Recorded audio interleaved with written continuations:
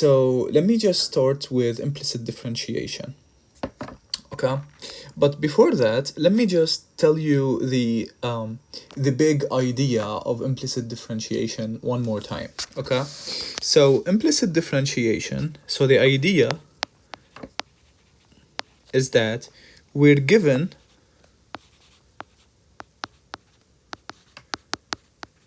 something of the form f of xy equals to some constant, right? So this is the general form that you would see. You'd see a bunch of x's and y's on the left-hand side of the equation, and that equals to a constant. And the question is, find dy by dx, right? And whenever you have such an equation and you have such a question, I want you to think y. I want you to think of y as a function of x, right? So y is a function of x, but it's implicit, as we stressed in class. And now the idea is to do the following two steps. First of all, take d by dx both sides, right? So differentiate both sides in this equation. And let me just mention here, and what you're gonna do is that every time you differentiate something in y,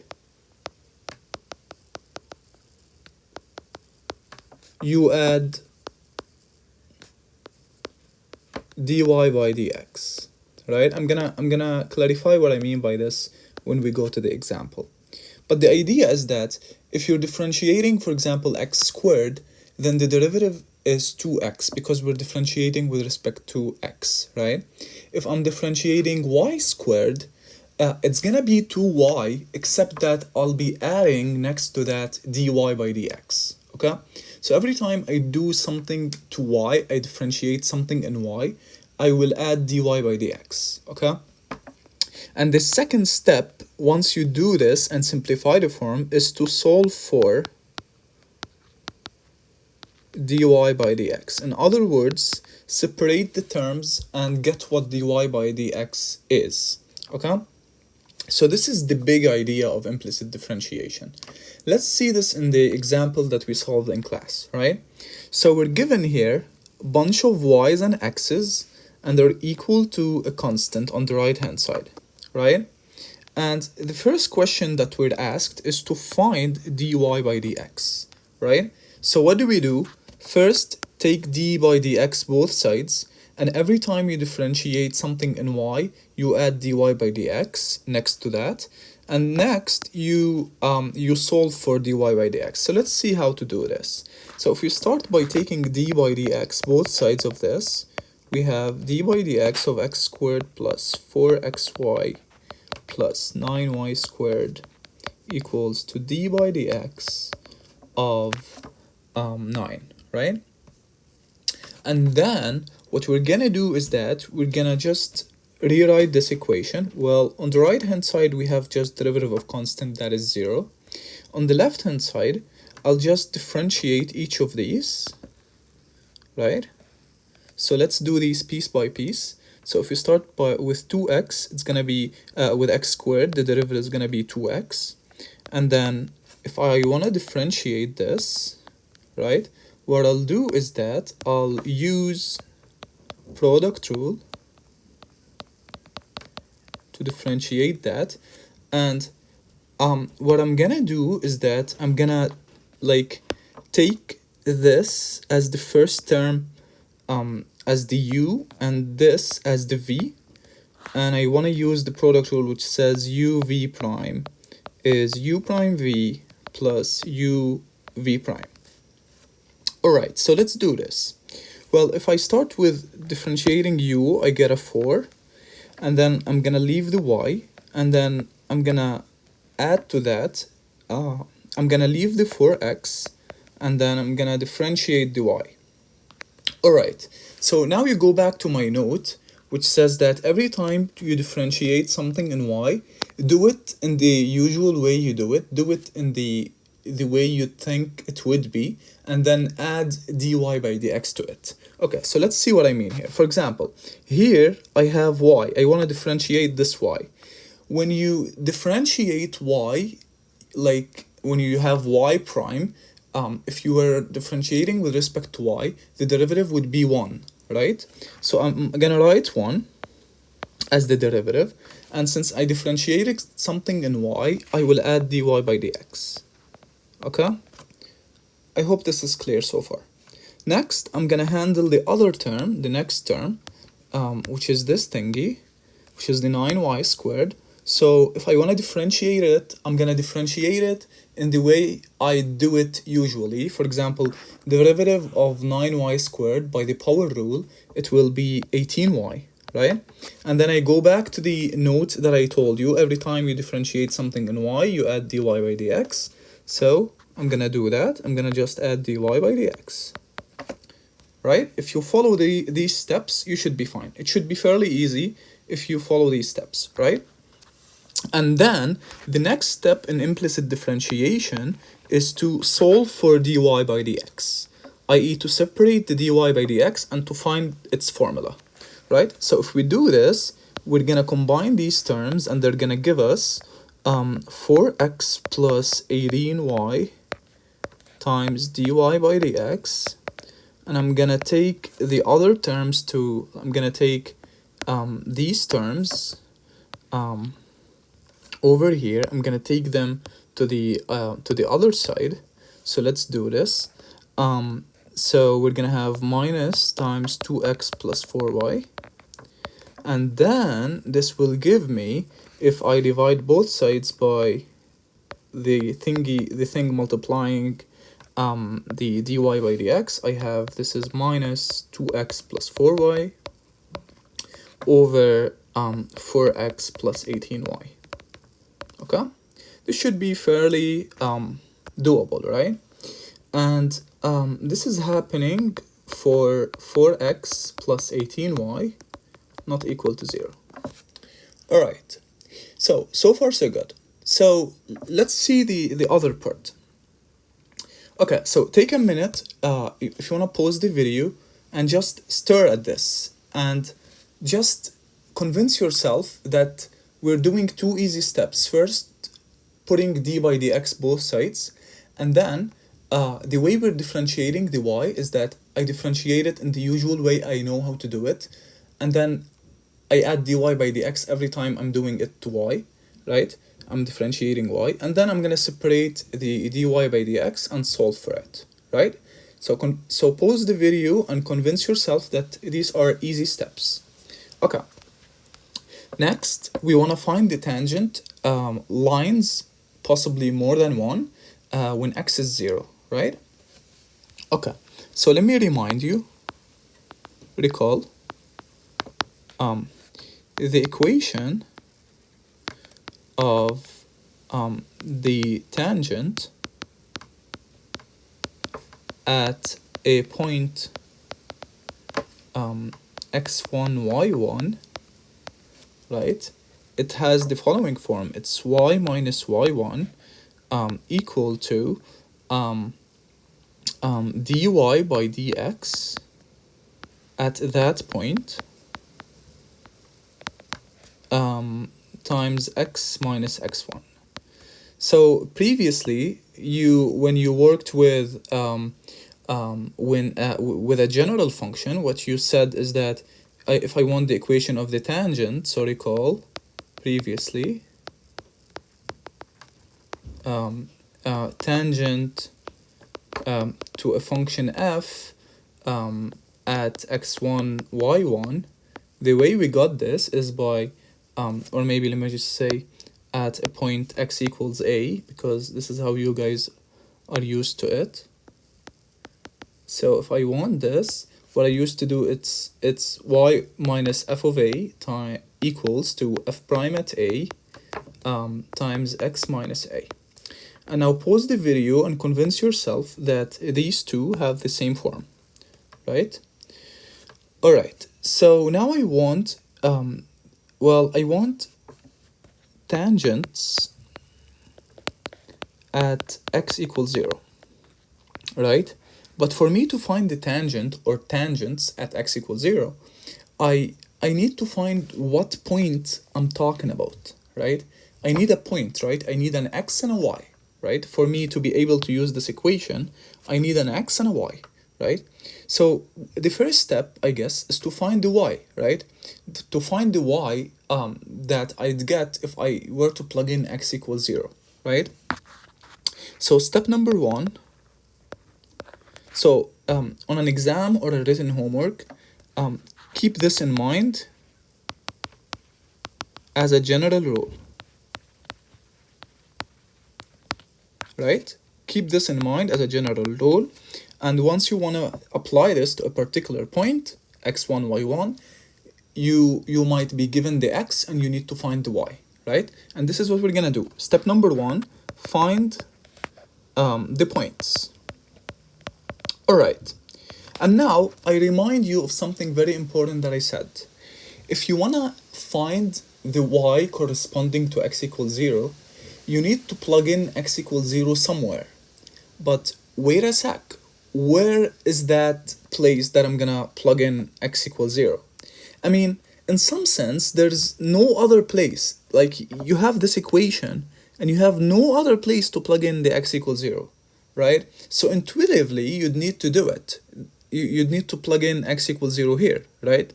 But I want you to convince yourself, I want you to understand what's happening, which is that I remind you, I asked you to think of y as a function of x. So if I want to find the y's corresponding to x equals 0, I want to plug in 0 into the formula of y. But what's the formula of y? It's exactly this thing, right? Except that I can't write y explicitly in terms of x, but I know from equation star that it is an implicit function of x, right? So what I'm gonna do now to find the corresponding y's is I'm gonna plug in x equals 0. So let's do that. So let's do that here. So plug in x equals 0 in star, and here's what you get if you do that. If you do that, you look here, this term will disappear, this term will disappear, and you're left with 9 squared equals 9y squared equals to 9. So let's go ahead and write that. So plugging in x equals 0, we have 0 plus 9y squared is equal to y, is equal to 9, excuse me. And this will give us that y squared is 1, and this will give us that y is plus or minus 1. Alright, I found the y's, and I have 1x, and this means that I have 2 points. We have 2 points. The first one is 0, the x, and the corresponding y, 1, and the second point is 0, negative 1, right? Because I have this x and I have these two corresponding y's. Alright, so this is step number one. I found the points. And now all I need to do is to find the equations by plugging in these 2 points into that equation, into equation double star, right? So now step number 2. So what I want you to do after you see this video, I want you to write aside on a paper. I want you to write these steps, right? So that whenever you see a similar question, like for part A and part B, write down the steps that I told you, so that whenever you see a similar question, all you need to do is to remind yourselves of the steps that you need to take, and that would be just just as we're doing here, except that we're working with different functions and numbers, right? So step number 2, plug in the 2 points in double star to get the equations of the tangents. Alright, so let's do that. So if I take x1, y1 equals to 0, 1, which is the first point, and I put it in double star, what do I have? I have y minus 1 equals to dy by dx at 0, 1 times x minus 0. Alright, all I need now is this thingy. So let's find it.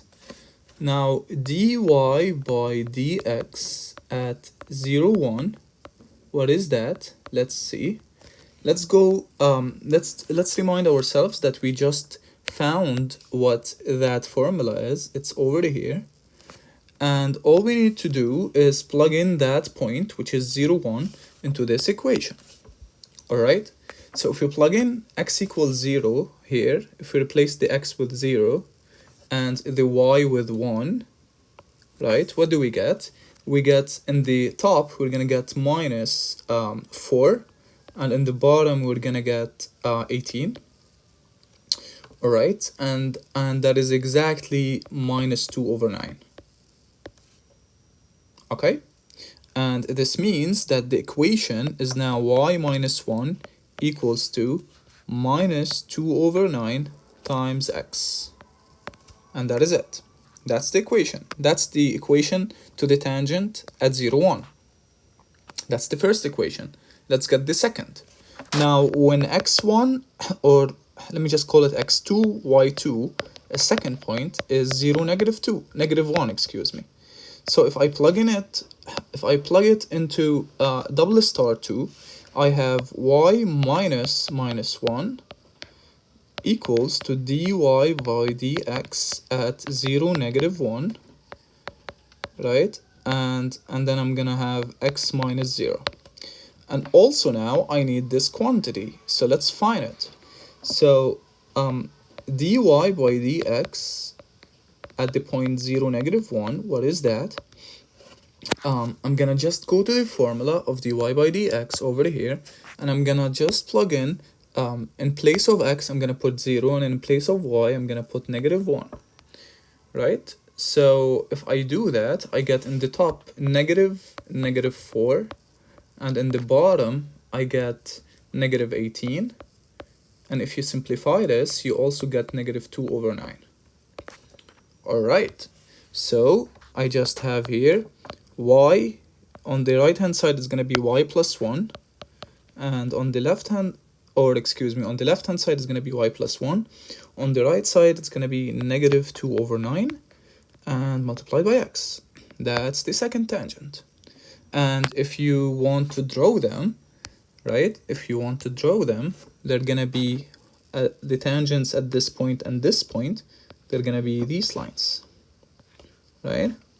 So these are, maybe if you call them tangent 1, tangent 2, is going to be T1, T2. Alright, so now that you've seen a way of doing this, if you want to go now to your written homework, or maybe in a week, you're going to have, in a week or more than that, you're going to have the other midterm. So all you need to remember, like, is the steps to compute the tangent and the steps to compute the dy by dx, right? Just pause the video and write down for yourself the steps that you need to take in order to get in order to solve a similar problem, right? So this is the first thing we did in class. All right, and now let me move to the other thing I want to talk about, which is logarithmic derivative or logarithmic differentiation. All right,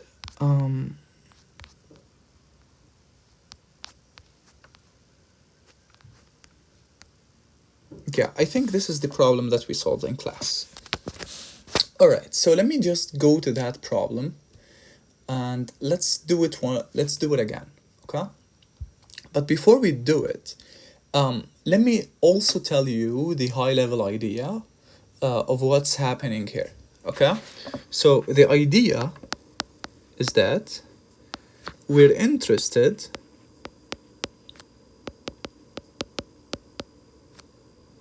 in the derivative of something of the form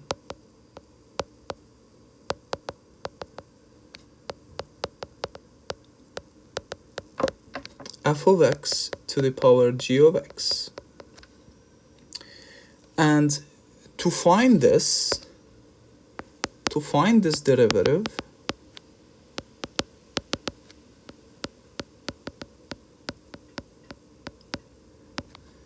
we want to use the property of the logarithm that log of a to the b is equal to b log of a, because I know that logarithm brings the exponential down, and this g being as an exponent is kind of an ugly thing to work with. So I want to kind of do something to it so that it no longer stays in the exponent. So what I'm gonna do is that I'm gonna take logarithm of that quantity. So if I take logarithm of that, right, this is gonna be gx log of f. Now the thing is, I can't just take logarithm, because I'm interested in the original function, in the derivative of the original function, and not the derivative of its logarithm. So what I will have to do in that case is to compensate by taking this whole thing in the power of an exponential, right? So this is what I want to do, right? And I remind you here that the e and the log will cancel. So this is going to be f of x to the g of x. And bam, this is exactly what I want. I want the derivative of this thing. So in order for me to get the derivative of this thing, it suffices to get the derivative of this thing. But the derivative of this thing I know how to get, because, so let me just say, bam, I know how to get the derivative of e to the u. It's just u prime e to the u. Right? How cool. So if I want the derivative of this left hand side, it suffices for me to use this rule and to differentiate this thingy. Okay, that's good. So let's apply this here. Let's apply this idea to this problem and see what we get, right? So first of all, let's answer the question, is this true or false? Well, we agreed in class it's false, because it's kind of too good to be true to apply like the power rule here, because this is not a number, this is an x, right? I'm taking derivative with respect to x. So this is false, and for us to justify this, we're gonna find the actual derivative of f. Okay, so let's go ahead and do that. Okay, so I have a function of the form something to the power something. And how do we kill the exponential? It's by taking logarithm. But it's not enough to take logarithm. I need to compensate by raising things to the power e. Taking things in the exponent of e, right? So what I'm gonna do here, I'm gonna just rewrite f slightly differently so that it's nice to differentiate. Okay, so I have x minus 2 to the x, right? What I'm gonna do is that I'm gonna just take e and log. So you see, I did nothing so far. If I did this, I did nothing so far. I hope you agree with me, because the e and the log will cancel each other's. And now that the e and the log cancel each other's, these two, this is certainly equal to that. And I can use the property of logarithm that log of a to the b is equal to b log of a. And this means that this is the same as e to the x log of x minus 2. Alright, and I'm interested in the derivative of f. For me to get the derivative of f, it suffices to get the derivative of this thing. So let's do that.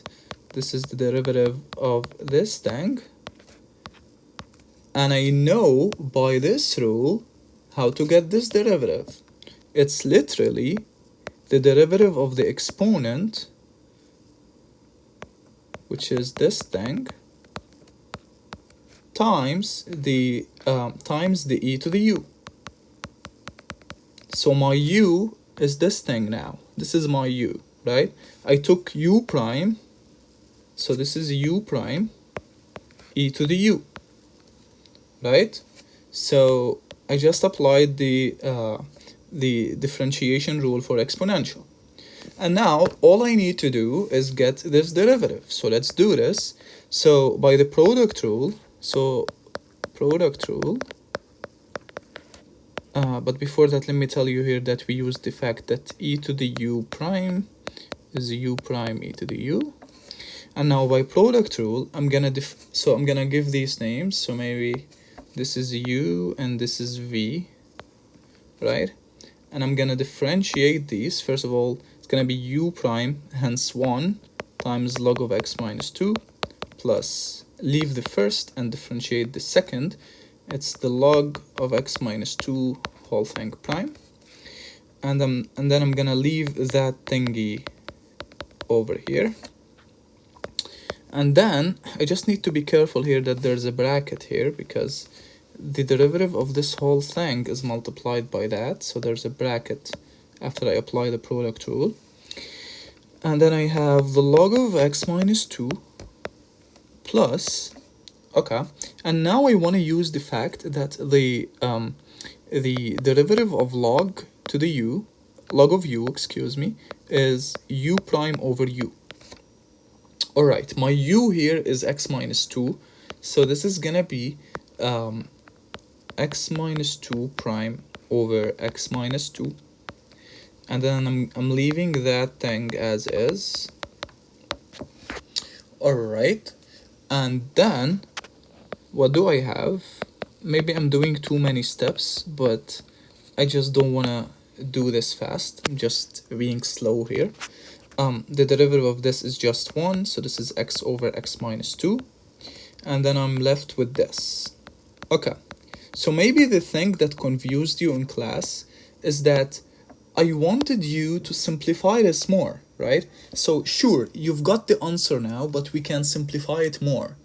And the way we can simplify it more is by like getting rid of this exponential to the log and rewriting it in a more compact form. So maybe if I just copy this thing now, leave it as is, put it here, and I wanna simplify this thing. So the way I'm gonna do that is as follows. Well, this thing I can rewrite it as e to the log of x minus 2 to the power x, right? So where is the rule? Here it is. So this is the rule.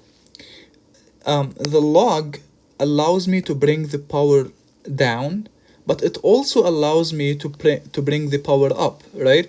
If I read it from here to here, it allows me to bring the power down. If I read it from here to here, this rule allows me to bring the power up. So I have here a power next to the log. The rule allows me to bring it up, and this is what I did. And now this thing is exactly equal to so the e and the log will cancel, and this is exactly x minus 2 to the x, right? So I can literally just replace this by x minus 2 to the x. Okay, so when you want to do the homework or maybe later at the exam, what do you need to remember about logarithmic differentiation? All you need to remember is that if I have something to the power of something, and they're both functions of x, and it's kind of ugly, I cannot compute the differentiation. The step, the first and the most important step to take is to take e to the log of the same thing. And I'm allowed to do this because e and log cancels each other's, right? And from there, I'm gonna just follow the same steps. I'm gonna bring this power down so that it looks nicer, and I'm gonna use this rule, right? That I know that would make my life easier, and I just compute the thing, and at the end, right, I rewrite this form, I rewrite this thing that I have here with exponentials and logs. I just simplify it using the rules of exponential and logs, just as I did here.